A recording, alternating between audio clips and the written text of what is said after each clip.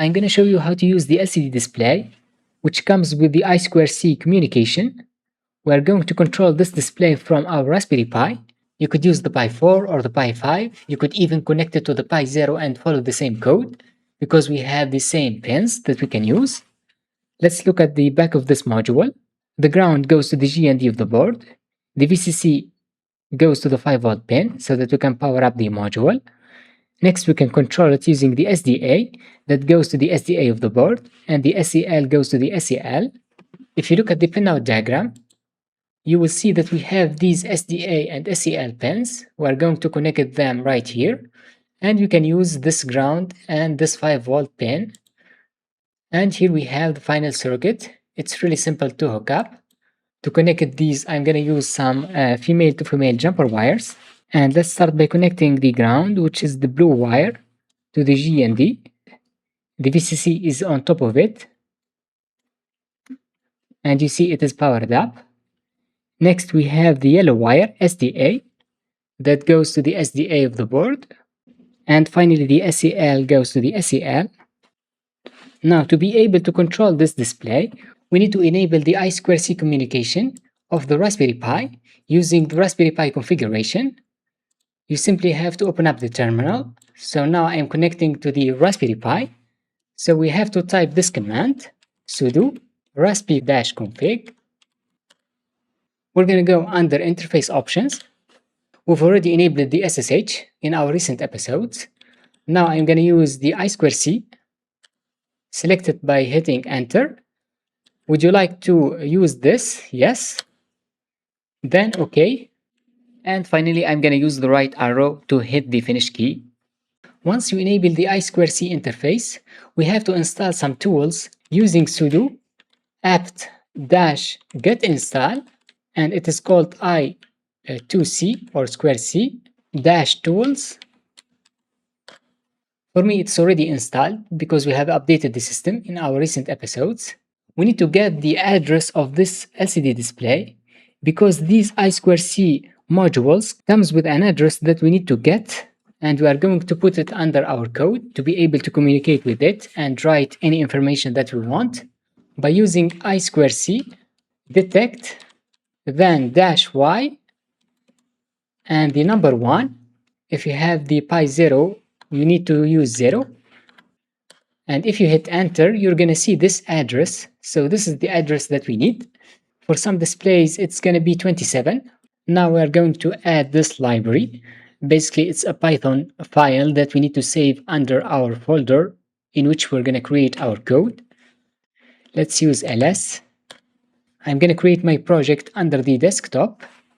Let's use cd, then desktop. And I'm going to create a new folder using mkdir for making directory and call it display. If we use ls again, we have our folder, and this is a recent Python code that we have written. Next, I'm going to enter the display folder and use touch to create the library code. I'm going to call it LCD 1602. So the display that I have has 16 columns and 2 rows, and make sure to add .py. Now I'm going to edit it using nano. By writing nano and the name of the file, we can open it up. You could also hit the tab key to autocomplete. Now I'm going to paste this code that you can get from the link under the video description. And you see it's a little bit complicated, but don't worry, we are not going to modify it. We are going to use simple commands from our main code that will use this library. So you notice that this code is using the time library to create some delays. And we have the second one, which is called SMBus2.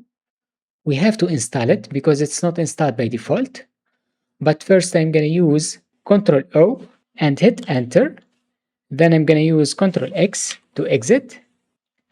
To install the library, we use pip install, then the name of the library, SMBus2. I think this command isn't working because we are controlling the Pi using SSH. Luckily, we can solve that by using this command, apt install, then Python 3, and the name of the package or the library that we need, which is called SMBus2. I think we should use sudo before the apt install, which stands for super user. And there you go, it is installing the package or the library. Now we can move on to our main code. I'm going to create a new file using touch and call it demo.py. And to modify the content of the file demo.py, as I said, you could open up the Thony IDE, but for now I'm going to use nano demo.py.